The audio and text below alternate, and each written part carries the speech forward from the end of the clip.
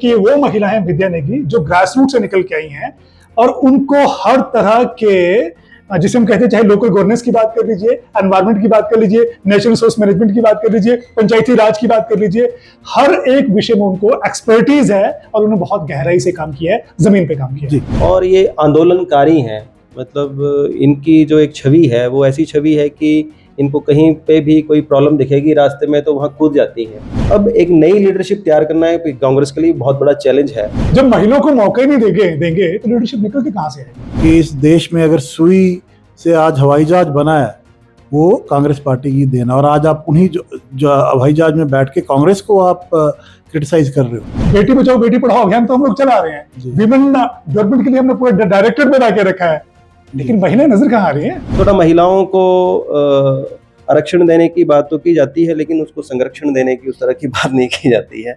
उन पे एक ट्रस्ट नहीं, मतलब उन पे ट्रस्ट ही नहीं जताया जाता कि यार ये कुछ कर पाएगा। खासकर एक कहावत है ना कि पत्रकार और नेता तब वो बनते हैं जब वो जेल जाते हैं, तो विद्या नेगी जी 4-5 बार तो जेल भी जा चुकी हैं। इनसे भी रिक्वेस्ट करूंगा विद्या नेगी जी से कि वो भी और महिलाओं को हाथ पकड़ के अपने संग चलाएं, उनको आगे आने का अवसर दें।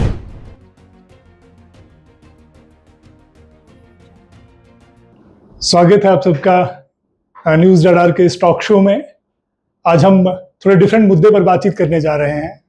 आज हम लोकतंत्र की बात कर रहे हैं और लोकतंत्र में हिस्सेदारी की बात कर रहे हैं। आप सबने नोटिस किया होगा 2 दिन पहले खबर आई कि विद्या नेगी को विमेन कमीशन का चेयरपर्सन बनाया गया। उन्हें चेयरपर्सन बनाया गया, अच्छी बात है, लेकिन आधी आबादी को अभी भी हिमाचल प्रदेश में बहुत कम हिस्सेदारी मिल पाई है, जो अपने आप में चिंता का विषय है और सोचने का मामला है। अगर आप हिमाचल प्रदेश सरकार का जो ढांचा है या जो कंपोजिशन है उसको देखने की कोशिश करेंगे, हिमाचल प्रदेश विधानसभा में तकरीबन कुल 3 महिलाएं एमएलए के रूप में आधी आबादी का रिप्रेजेंट कर रही हैं। अगर आप सरकार की बात करते हैं, सरकार में पूरे के पूरे कैबिनेट में एक भी महिला नहीं है। और अगर आप निगम और बोर्डों की बात कर लेते हैं, वहां भी आपको कोई चेयरपर्सन महिला नजर नहीं आएगी। एक अच्छी खबर आई 2 दिन पहले कि विद्या नेगी को विमेन कमीशन का चेयरमैन बनाया गया, लेकिन इस खबर को आते आते इतने दिन लगे कि व्यवस्था परिवर्तन के इस दौर में ये खबर अपने आप में जहां संभावना लेके आई है वहां बहुत सारे सवाल भी लेके आई है। और इन सवालों के ऊपर चर्चा करने के लिए, इसके डिफरेंट पहलुओं को जांचने के लिए, आकलन करने के लिए आज हम इसी मुद्दे पर टॉक शो कर रहे हैं। और टॉक शो में हमारे मध्य हैं हिमाचल प्रदेश के जाने माने कांग्रेस नेता, एक नौजवान नेता भी हम उनको कहते हैं, विजेंद्र करण हमारे बीच हैं। और करण जी से हम जानेंगे कि इस मुद्दे पर उनकी राय क्या है और कांग्रेस पार्टी ने क्या सोच के ये निर्णय लिया होगा, इस मुद्दे पर बातचीत करेंगे। और हमारे एक्सपर्ट, हमारे एडिटर सुनील चड्ढा हमारे बीच हैं। चड्ढा जी, आपसे भी जानेंगे कि ये जो खबर है ये इसके पीछे की राजनीति क्या है। लेकिन मामला फिर वही है, सरकार के 2.5 साल पूरे हो गए हैं। 2.5 साल बाद एक नोटिफिकेशन आती है, जिस नोटिफिकेशन में लिखा होता है कि कुल्लू की रहने वाली वो जुझारू नेत्री विद्या नेगी, उन्हें विमेन कमीशन का चेयरमैन बनाया गया। लेकिन हम अक्सर कहते हैं ये व्यवस्था परिवर्तन की सरकार है, इस नोटिफिकेशन को जारी होने के लिए 2.5 साल लगे। 2.5 साल तक ये कुर्सी खाली रही, क्यों इतना वक्त लग गया निर्णय लेने में? और नोटिफिकेशन 3 साल की हुई है और सरकार का वक्त 2.5 साल का है। विजेंद्र जी, पहले आपसे जानते हैं, आप इस निर्णय को कैसे देखते हैं? सरकार ने विद्या नेगी को चेयरपर्सन बनाया, पहले आपकी राय लेते हैं, फिर हम फर्दर चर्चा करेंगे। न्यूज रडार के सभी दर्शकों को मेरा नमस्कार। और पहले तो मैं धन्यवाद करता हूं कि आपने मुझे इस टॉक शो में आने का अवसर दिया। ये जो आप बात कर रहे हैं कि लगभग 2.5 साल लग गए और 2.5 साल बाद विमेन कमीशन को अपना चेयरपर्सन मिला, मानते हैं कि ये निर्णय थोड़ा लेट है, लेकिन हमें यह भी समझना होगा कि जब से कांग्रेस की सरकार आई है, बहुत सारे चैलेंजेस जो हैं वो हमारे मुख्यमंत्री ठाकुर सुखविंदर सिंह सुक्खू जी देख रहे हैं, चाहे वो फाइनेंशियल फ्रंट पे हो, चाहे वो प्राकृतिक फ्रंट पे हो। आपने देखा होगा कि 1.5 साल पहले कितनी बड़ी त्रासदी यहाँ पे आई, उससे उन्होंने एक अकेले वॉरियर की तरह उन्होंने लड़ाई लड़ी। सेंटर से हमें कोई मदद नहीं थी, फंड्स अपने उन्होंने करे। फाइनेंशियल, जो सभी को पता है कि फाइनेंशियल हमें कितना नुकसान हुआ और हमें क्या मदद सेंटर ने करी और क्या मदद दी। तो ऐसे हालातों में जो पहले प्रायोरिटीज चेंज हो जाती हैं कई बार, प्रायोरिटी लोग रहे, लोगों को फिर से स्थापित करना, उनको फिर से उनकी ज़िंदगी को पटरी पे लाना, मेरे ख्याल में उन्होंने उसको ज़्यादा तवज्जो दी, जो कि कहीं ना कहीं ठीक भी बात है। और जहाँ तक विद्या नेगी जी का सवाल है, मैं उनको काफ़ी लंबे समय से फॉलो कर रहा हूँ, देख रहा हूँ, और लगभग 3.5 दशक से वो कांग्रेस पार्टी के साथ जुड़ी हुई है। तो विद्या नेगी जी के ऊपर हम फर्दर चर्चा करेंगे, अगले राउंड में बातचीत करेंगे। लेकिन आपको ये लगता है कि 2.5 साल का जो इंतजार रहा, और 2.5 साल विमेन कमीशन की जो कुर्सी खाली रही, विद्या नेगी जी की राह ताक रही थी, देख रही थी, ये मेरे में आपको तर्कसंगत लगता है? देखिए, मैंने आपको पहले ही बोला कि देर आए दुरुस्त आए, और जो हमारे चैलेंजेस हैं, चैलेंजेस को ओवरकम करके सही टाइम पे सही निर्णय लेना इम्पोर्टेंट होता है। तो मुझे लगता है विद्या नेगी जी को जहाँ ये अभी उनकी ताजपोशी जो हुई है, तो ये एक सही निर्णय था। बेशक थोड़ा देर से हुई, लेकिन ये सही निर्णय था। और अब मुझे लगता है कि वो वुमेन एम्पावरमेंट पे जो काम कर रहे हैं और बाकी जो अच्छा काम वो कर रही हैं, उसको आगे ले जाएंगी और पूरी ताकत से महिलाओं के लिए काम करेंगी। चड्ढा जी, आपके पास आते हैं। सरकार तो बड़ी दुहाइयां देती है, मैं कहूंगा कि बड़ी बात भी करती है कि हम व्यवस्था परिवर्तन करने के लिए आए हैं। महिलाओं की व्यवस्था परिवर्तन के लिए केवल जैसा हमने पहले कहा कि विधानसभा में बहुत नाम मात्र का प्रतिनिधित्व है, कैबिनेट में कोई प्रतिनिधित्व नहीं है। एक कुर्सी जो महिलाओं के लिए होती है महिला कमीशन के रूप में, वो भी 2.5 साल खाली रही। क्या लगता है, निर्णय में इतनी देरी क्यों? देखिए, मुझे लगता है कि जब सरकार बनी, जब कांग्रेस हिमाचल में कांग्रेस सरकार बनी, तो नियुक्तियों में अल्टीमेटली सिर्फ यही नियुक्ति नहीं है, जो हमारे बोर्ड के चेयरमैन थे, कई जगह जो बनने थे, उनमें भी देरी तो हुई है। और एक जब भी कोई गवर्नमेंट बनती है, ऑटोमेटिकली जब भी कोई नेतृत्व होता है, जो लीडर होता है, कोशिश होती है कि अपना एक पूरा सर्कल बनाना ताकि काम ठीक से हो सके। तो जो अपने लोगों को उसमें कोशिश होती है कि ज़्यादा से ज़्यादा एडजस्ट किया जा सके। तो उसमें मुझे लगता है कि फिर देखा जाता है कि विरोध होगा, कहीं पे किसी को नियुक्त किया जाएगा, तो उस वजह से केवल डिसीजन मेकिंग में बहुत देरी हो जाती है। तो ऐसा पिछली गवर्नमेंट्स में भी होता रहा है, डिसीजन मेकिंग में देरी होती है, लेकिन इस गवर्नमेंट में थोड़ा-सा ज़्यादा देरी हुई, और जिसकी वजह विजेंद्र कर्ण जी ने बताई कि खैर इनका अपना पक्ष है कांग्रेस का, कि जो प्राकृतिक आपदा आई और बाकी के जो फाइनेंशियल क्राइसिस रहे, लेकिन थोड़ा देरी ज़्यादा हुई। और कुछ एक पोस्ट जैसे क्या होता है कि जैसे जो कोई केसीसी बैंक है या कोई कांगड़ा में, वो मेरे ध्यान में जो ओबीसी का जो एक चेयरमैन बनते हैं उसके, या ऐसे कई पोस्टें होती हैं, उसमें तो चलो थोड़ा देरी भी हो जाए, कोई दिक्कत नहीं है। लेकिन खासकर जो महिला आयोग है, ये एक महत्वपूर्ण पोस्ट है जैसा कि आपने कहा, तो इसमें देरी तो खैर हुई, चलो अब हो गया। देरी होने की आपको वजह क्या लगती है? क्या कोई लॉबिंग थी? तो मुख्यमंत्री को ये लग रहा था कि उनको बहुत ही जो उनको सूट करने वाला कैंडिडेट हो वो चाहिए। वजह क्या थी? क्या स्क्रूटनी चल रही थी, या किसी पे भरोसा नहीं हो रहा था, या फाइनली विद्या नेगी जी के ऊपर राय बनी और भरोसा बना? नहीं, प्रॉब्लम ये है हिमाचल प्रदेश में कि हमारे पास जो फीमेल लीडर्स नहीं है, चाहे वो बीजेपी है चाहे वो कांग्रेस है। बीजेपी की एक खास बात है कि उन्होंने लास्ट ईयर थोड़ा इस पे वर्क करना शुरू किया, खासकर महिलाओं को उन्होंने थोड़ा बहुत आगे करना शुरू किया, और एक जो लीडरशिप तैयार करना शुरू की, जैसे उन्होंने बिंदु गोस्वामी जी के रूप में एक लीडरशिप तैयार की। पहले उनको महिला आयोग का मेरे ख्याल से वो भी वो रह चुकी हैं। उसके बाद धीरे धीरे उनको नेशनल में जिम्मेदारी दी, तो एक धीरे धीरे एक हिमाचल में एक लीडर के रूप में उनको तैयार किया। लेकिन कांग्रेस की प्रॉब्लम ये थी कि कांग्रेस में भी बहुत अच्छी फीमेल लीडर्स रह चुकी हैं। आशा कुमारी जी ज़बरदस्त लीडर रह चुकी हैं, चंद्रेश कुमारी जी बहुत डायनेमिक लीडर रह चुकी हैं। फिर विप्लव ठाकुर जी, जो कि सरला शर्मा जी थे, सरला शर्मा थे मेरे ख्याल से, उनकी बेटी थी, वो भी धाकड़ लीडर थी। और प्रतिभा सिंह वीरभद्र जी की पत्नी, वो लीडर रह चुकी। लेकिन अब मोस्टली एक डिकेड होता है, अब सभी की उम्र इतनी हो चुकी है कि वो धीरे धीरे राजनीति से दूर होते जा रहे हैं। तो अब एक नई लीडरशिप तैयार करना है कांग्रेस के लिए बहुत बड़ा चैलेंज है। तो मुझे ऐसा लगता है कि इसके पीछे एक विकल्प तैयार करना एक विमेन लीडरशिप का ये हो सकता है कि अब हमारे पास लीडरशिप बची नहीं है। तो जो विद्या नेगी है, जितना मैंने उनको पढ़ा, और मैंने कुछ कांग्रेस लीडर्स की भी लीडर से भी बात की, कुछ वर्कर से भी बात की, कि इनका फीडबैक लिया, तो सबसे उनका पॉजिटिव फीडबैक आया कि जो नियुक्ति हुई है वो ठीक हुई है। सो इस पे हम बातचीत करेंगे। करण जी, आपके पास आते हैं। इंपॉर्टेंट बात चड्ढा जी ने कही है कि कांग्रेस पार्टी में लीडर्स का वैक्यूम है। पर लीडरशिप तब निकल के आती है जब हम किसी को प्लेटफॉर्म देते हैं, हम मौके देते हैं। जब हम किसी को मौके नहीं देंगे, आप जितनी मर्जी समितियां निकाल के देख लीजिए, जिला लेवल की जितनी समितियां हैं जो सरकार बनाती है, नॉमिनेट करती है, इवन आप मंदिर ट्रस्ट की बात कर लीजिए, बता दीजिए कितनी वीमेंस है।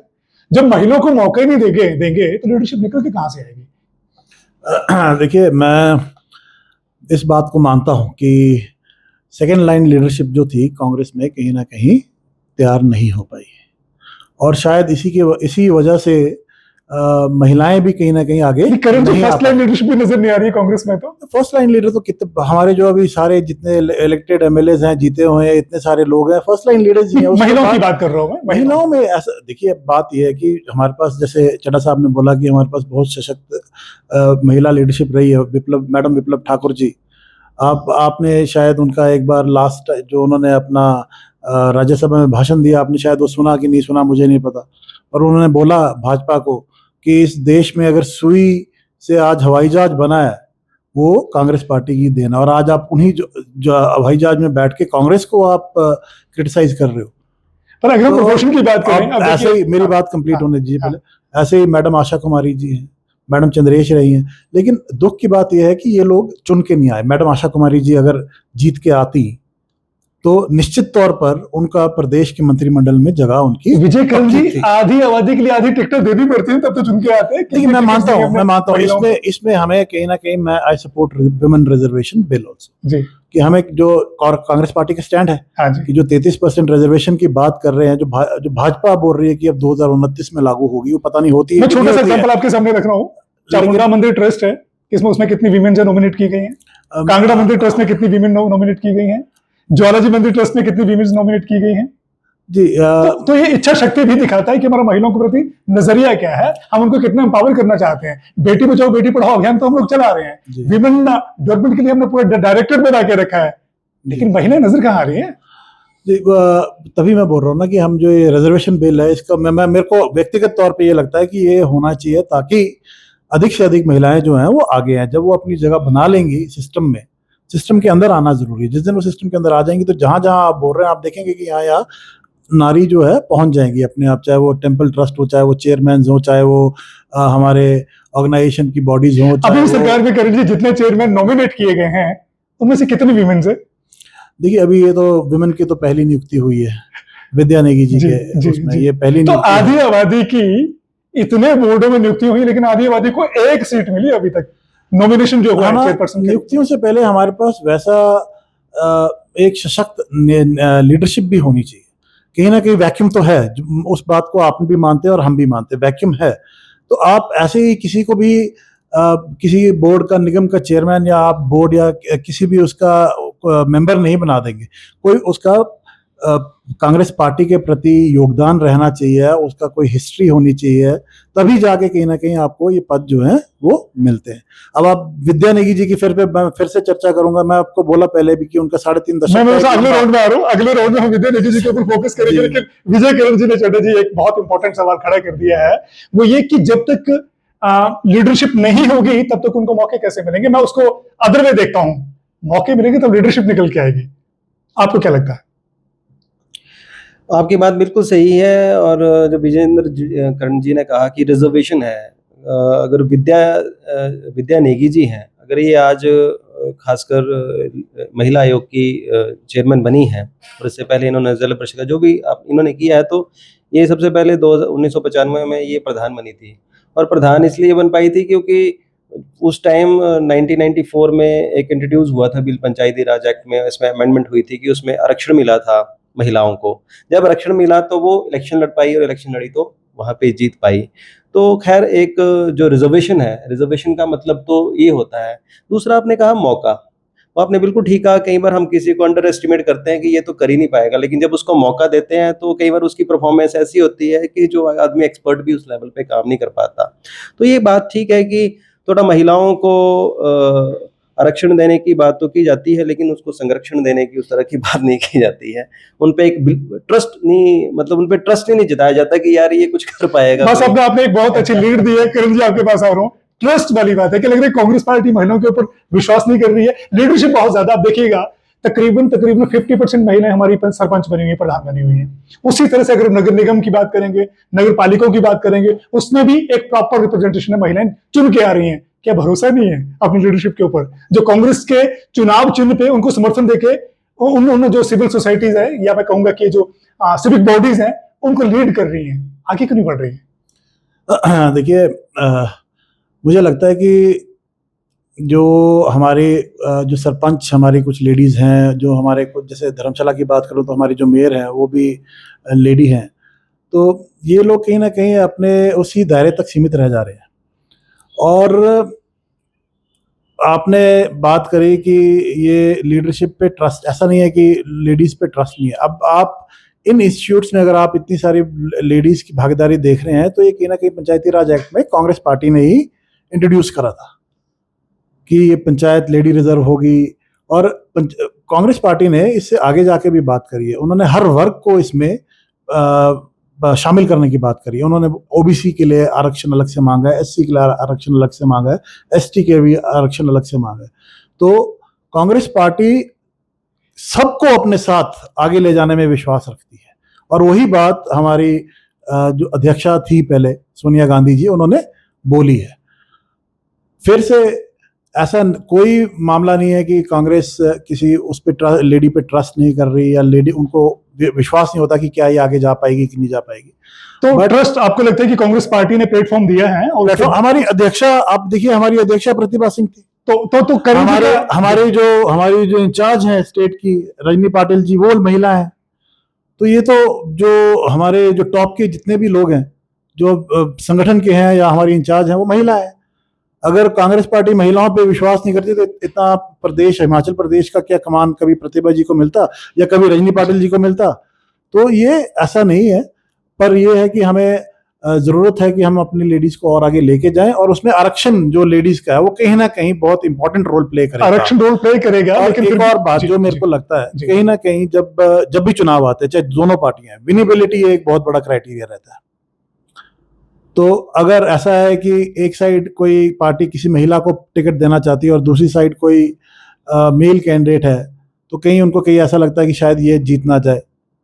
तो इस वजह से कहीं ना कहीं ये भी जो डिफरेंस है ये आया है।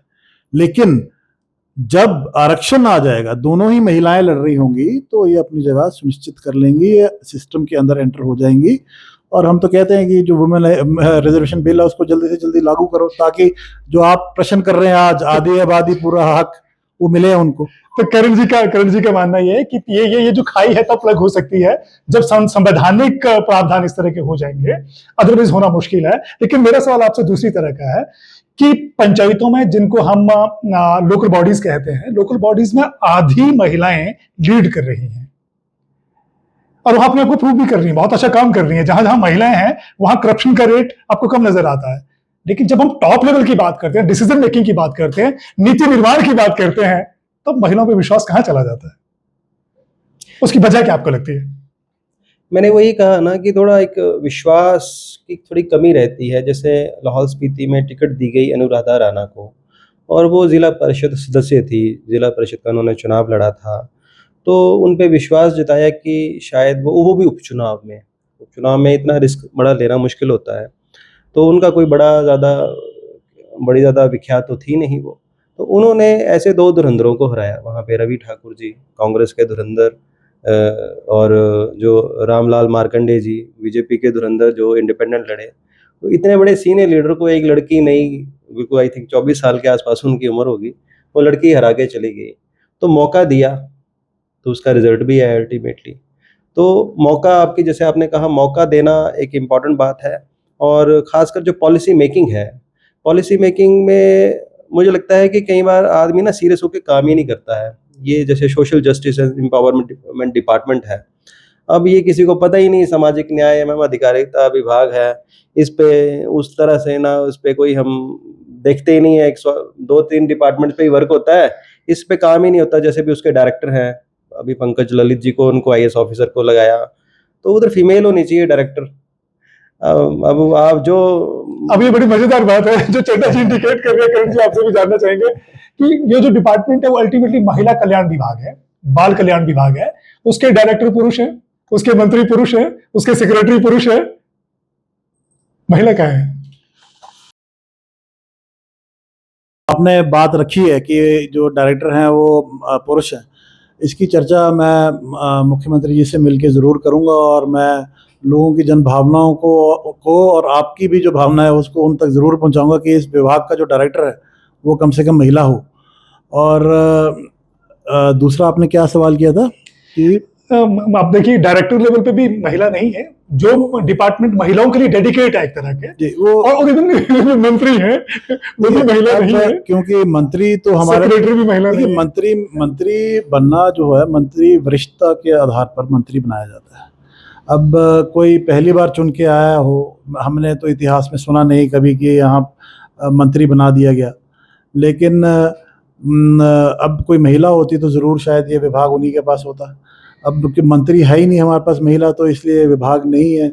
पर ये डायरेक्टर वाली जो बात आपने कही, ये ज़रूर इससे हम मुख्यमंत्री जी को अवगत कराएंगे कि आप इधर कोई महिला दें ताकि वो ज़्यादा बेहतर काम इस डिपार्टमेंट में कर पाए, और इस डिपार्टमेंट को प्राथमिकता देने की भी बात हम ज़रूर उन तक पहुँचाएंगे। हाँ, तो चर्चा को आगे बढ़ाते हैं। अब हम चलते हैं अगले राउंड में, और अगला राउंड वही है, विद्या नेगी चेयरपर्सन बन गई हैं, विद्या नेगी ही क्यों, और विद्या नेगी जी के आने से क्या क्या संभावनाएं नजर आती हैं और उनके सामने चुनौतियां भी क्या क्या नजर आती है, इस मुद्दे पर बात करते हैं। शुरुआत आपसे करते हैं विजयकरण जी। देखिए, विद्या नेगी जी बहुत लंबे समय से कांग्रेस के साथ जुड़ी हुई हैं, और उन्होंने अपना पहला चुनाव सन 95 में पंचायत प्रधान का लड़ा, और पंचायत प्रधान के बाद लगभग 1995 से 2000 तक 5 साल वो प्रधान रही। फिर और उनके पास जो डिग्री है वो मास्टर्स इन सोशल वर्क है, MSW की उन्होंने मास्टर्स करी हुई है। तो उसका उन्होंने फ़ायदा लेते हुए उसके बाद कांग्रेस के साथ जुड़ी रही, और विभिन्न पदों पे, चाहे वो हमारी विमेन महिला आयोग का जो कुल्लू की वो पहले सचिव रही, फिर वो वहाँ वाइस प्रेसिडेंट रही, फिर वो DCC में सचिव रही हैं, फिर आपका AICC की नेशनल कोऑर्डिनेटर वुमेन कमीशन की वो रही हैं, फिर उसके बाद उनके पास social media coordinator Himachal Pradesh की रही हैं, वो वुमेन का महिला आयोग की। ऐसे बहुत लंबा तजुर्बा है उनका, और उन्होंने ग्रास रूट पे जाके लोगों वेरी इंपॉर्टेंट विजयकरण जी ने एक बात की कि वो महिला है विद्या नेगी जो ग्रास रूट से निकल के आई हैं, और उनको हर तरह के, जिसे हम कहते हैं, चाहे लोकल गवर्नेंस की बात कर लीजिए, एनवायरमेंट की बात कर लीजिए, नेचुरल रिसोर्स मैनेजमेंट की बात कर लीजिए, पंचायती राज की बात कर लीजिए, हर एक विषय में उनको एक्सपर्टीज है, और उन्होंने बहुत गहराई से काम किया है, जमीन पे काम किया जी। और उन्होंने ये तो ऑर्गेनाइजेशनल एक्सपीरियंस उनका बहुत लंबा, और वो ये हमारे राजस्थान में जब 2018 में चुनाव हुए थे, तो भरतपुर जो जिला है वहाँ पे लगभग 19 कॉन्स्टिट्यूंसीज है, वहाँ की वो इंचार्ज रही हैं। जब उस समय 14 कॉन्स्टिट्यूंसीज जीत के आए थे, तो एक उनका एक्सपीरियंस उनका अच्छा है। और वो जो हमारी मुंबई की महिला विंग है उसकी इंचार्ज रही हैं। दिल्ली महिला आयोग जो हमारे विमेन कांग्रेस की पार्टी की है उसका इंचार्ज रही, यूपी इलेक्शंस में वो इंचार्ज रही हैं। तो आप देखिए कि अगर कोई यूपी इलेक्शन में इंचार्ज रहा है तो अपनी काबिलियत के बल पे ही वो चुन के आई हैं। सुनील चड्ढा जी, विजयकरण जी कह रहे हैं, एक महिला जो इतनी ग्रास रूट से निकल के आती है और डिफरेंट लेवल पे जिन्होंने काम किया है, आज के दौर में जहां सरकार के ऑलमोस्ट 2.5 साल हो चुके हैं, 2.5 साल बाकी बचते हैं, विद्या नेगी जी के पास तजुर्बा बहुत सारा हो सकता है, और यह कहा भी जा सकता है कि ये शायद पहली महिलाएं होंगी जो इस तरह के, जिसे हम कहते हैं कि ब्रॉड पर्सपेक्टिव के साथ इस लेवल तक पहुंची हैं। चुनौतियां क्या क्या लगती हैं? देखो, चुनौतियां हिमाचल में सबसे इम्पोर्टेंट मुझे लगता है कि ठीक है, जो महिला आयोग की वो चेयरमैन बनी है, उसमें जो भी महिलाओं की जो प्रॉब्लम्स हैं उसको सॉर्ट आउट करना उनकी बहुत बड़ी जिम्मेदारी रहेगी। और वो उनके लिए खुद को, अभी तक जो उनकी पहचान है वो हिमाचल में थोड़ा कम लोग जानते हैं, लेकिन नेशनल लेवल पे उनकी बहुत अच्छी पहचान है। मतलब शी इज़ नेशनल लीडर। और वो जो निकली है, मोस्टली लोग पहले से पॉलिटिक्स में आते हैं, उसके बाद एक्टिविज़म करते हैं। ये पहले से एक्टिविस्ट थी, और एक्टिविस्ट होने के बाद ये पॉलिटिक्स में आई हैं, और ये आंदोलनकारी हैं। मतलब इनकी जो एक छवि है वो ऐसी छवि है कि इनको कहीं पे भी कोई प्रॉब्लम दिखेगी रास्ते में तो वहाँ कूद जाती हैं। तो ये कई बार जेल भी गई हैं। इन पे एक मेरे को याद नहीं आ रहा, एक महिलाओं पे एक पूरे वर्ल्ड लेवल पे जो डॉक्यूमेंट्रीज बनती हैं उन्होंने इन पे भी डॉक्यूमेंट्री बनाई है। इस तरह से ये आंदोलनकारी रही हैं, और आंदोलनकारी होने की वजह से और कांग्रेस के ग्रास रूट से जुड़ी होने की वजह से जो हमारा हाईकमान, जो कांग्रेस का हाईकमान है, उनकी नज़र पड़ी, और ख़ासकर ये प्रियंका गांधी की भी बहुत फेवरेट हैं। और इसी वजह से मुझे लगता है कि दिल्ली से संदेश आने के बाद ही इनकी नियुक्ति हुई है, और उस पे शायद मुख्यमंत्री जी ने सो इम्पोर्टेंट बात चड्ढा जी ने एक इंडिकेट की है कि जो विद्या नेगी हैं, विद्या नेगी जी बेसिकली एक्टिविस्ट थी, समाज के लिए काम करती थी, बहुत सारे संगठनों में काम करती थी। और एक इंपॉर्टेंट चीज है, क्योंकि जब ये प्रधान बनी थी, प्रधान बनने के बाद हिमाचल प्रदेश में जो पंचायती राज को लेकर डिफरेंट रिफॉर्म्स हो रहे थे, उसमें ये टेक्निकल एक्सपर्ट रही हैं। चाहे हम माइक्रो प्लानिंग की बात कर रहे हैं, ग्राम सभा की बात कर रहे हैं, वार्ड सभा की बात कर रहे हैं, इन सारे जो पहलू हैं उसको लेकर विद्या नेगी जी ने बहुत अलग तरह से काम किया है। नेचुरल रिसोर्स मैनेजमेंट के लिए बहुत सारा काम किया है, एनवायरमेंट के लिए बहुत सारा काम किया है। यहां से, इस रास्ते से निकलते हुए विद्या नेगी बाद में पॉलिटिक्स में आई हैं, और पॉलिटिक्स में आने के बाद जैसा आपने कहा कि हाईकमान की नजर और कांग्रेस पार्टी की नजर इन पे पड़ी, फिर इनको डिफरेंट जिम्मेदारियां दी गई। हाँ, मुझे ऐसा लगता है कि जो हाईकमान है वो चाहता है कि यहाँ पे फीमेल लीडरशिप को आगे बढ़ाना। तो हो सकता है कि क्योंकि इनकी उम्र भी अभी 50 साल के आसपास है, तो किसी भी पॉलिटिशियन का जो 50 साल से लेके जो 75 साल तक का एक 25 साल का एक स्पैन रहता है, जिसमें एक अच्छी लीडरशिप में उसको तैयार किया जा सकता है बड़े लेवल पे। तो हो सकता है कि कांग्रेस की हिमाचल में इस तरह से कोई प्लानिंग हो हाईकमान की कि एक फीमेल लीडरशिप भी तैयार की जाए। और चूंकि मैंने शुरू में ही कहा था कि हमारी जो कांग्रेस की जो लीडर्स थी, चंद्रेश कुमारी काफ़ी ठीक लीडर रही हैं, विप्लव ठाकुर ठीक लीडर रही हैं, प्रतिभा सिंह हैं। लेकिन एक चीज बस मैं एक बात इंडिकेट करना चाहूंगा आपकी बात में, करण जी भी जैसा इंडिकेट कर रहे थे, तो आपने भी इंडिकेट किया। अगर मैडम चंद्रेश कुमारी को देखें तो उनकी पृष्ठभूमि राजनीतिक रही है। अगर हम मैडम विप्लव की बात करें, उनकी पृष्ठभूमि राजनीतिक रही है। प्रतिभा मैडम की पृष्ठभूमि राजनीतिक रही है। लेकिन अगर हम विद्या नेगी की बात करते हैं, इनकी पृष्ठभूमि एंटायरली डिफरेंट रही। इवन आशा कुमारी जी की जो आप बात कर रहे थे, राजनीतिक पृष्ठभूमि रही है। तो हमको, अगर हम चाहते हैं कि हिमाचल प्रदेश में जेन्युइन पॉलिटिशियंस तैयार करना है, विमेन को हमको आगे बढ़ाना है, तो हमको विद्या नेगी जैसी पॉलिटिशियंस के ऊपर काम करना पड़ेगा, जो आप भी इंडिकेट नहीं, मैं वही कह रहा हूँ कि अधिकतर राजनीति में क्या होता है, मित्र और पित्र।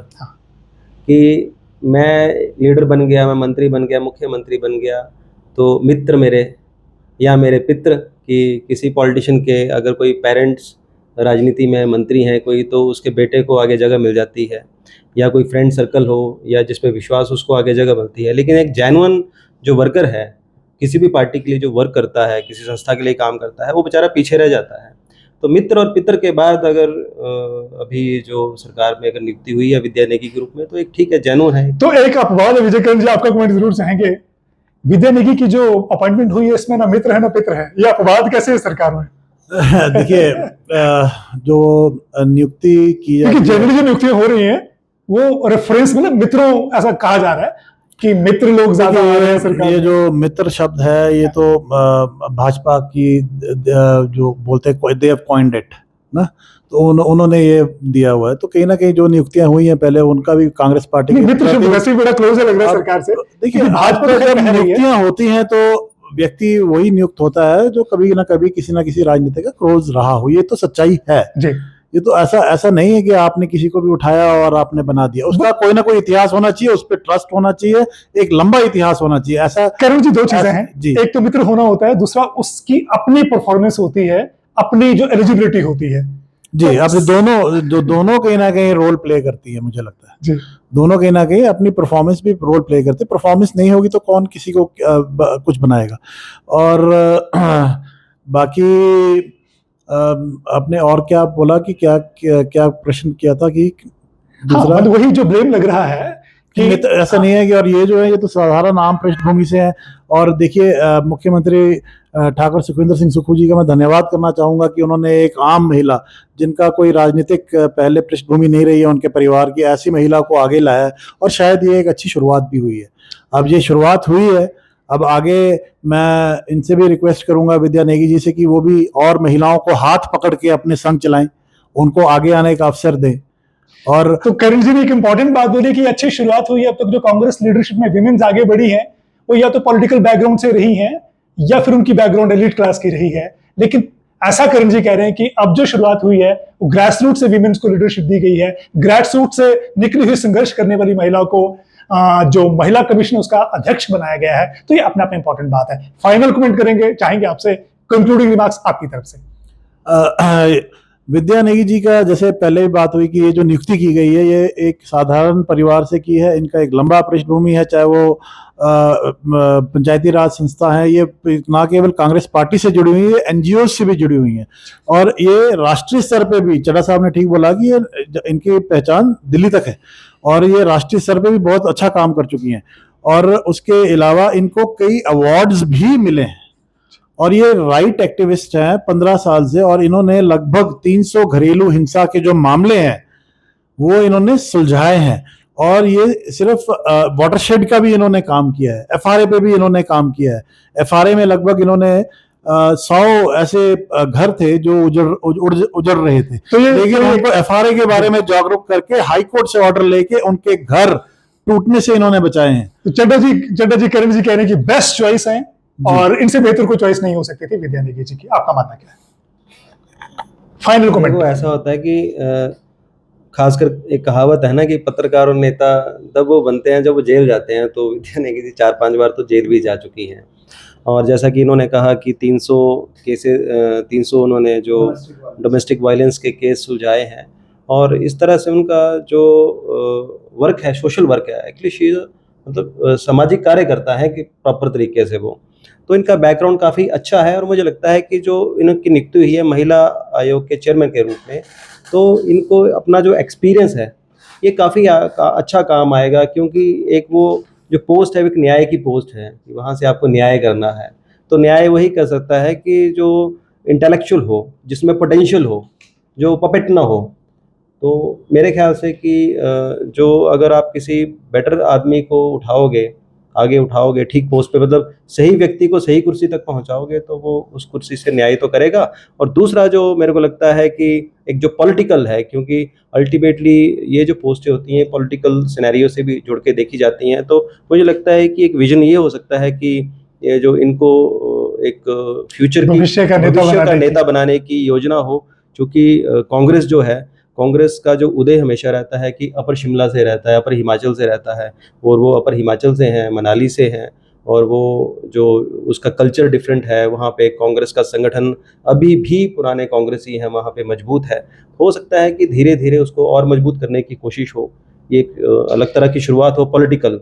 तो विद्या नेगी जी को चेयरपर्सन बनाना, ये केवल चेयरपर्सन बनाना ही नहीं है, चड्ढा जी का ये भी मानना है कि ये आने वाला नेतृत्व डेवलप करना है और बड़ी जिम्मेदारियां देने की तरफ उनको ग्रूम करना, आगे ले जाना है। लेकिन इस सारी फेहरिस्त में इंपॉर्टेंट ये है कि विद्या नेगी के सामने बहुत सारी चुनौतियां हैं एज ए चेयरपर्सन महिला आयोग की।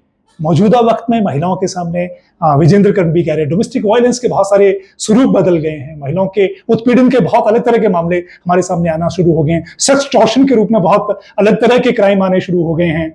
जेलों से लेके, घर से लेके सड़क तक महिलाओं के उत्पीड़न के अलग अलग जो पहलू हैं और मामले हैं हम सबके सामने हैं। विद्या नेगी जी इन सारी चुनौतियों को कैसे पार करती हैं, अपना जो बैकग्राउंड अनुभव है उसको किस तरह से इंप्लीमेंट करती हैं, और महिला आयोग को केवल पॉलिटिकल एजेंसी ना बनाकर एक प्रैक्टिकल एजेंसी बनाएंगी और अपने अनुभव और अच्छी रणनीति के साथ महिला डेवलपमेंट में, महिला एम्पावरमेंट में अच्छा कंट्रीब्यूट कर पाएंगी। ये तो भविष्य ही बताएगा। आपको ये टॉक शो कैसा लगा, आप जरूर अपनी राय दीजिएगा। जय हिंद।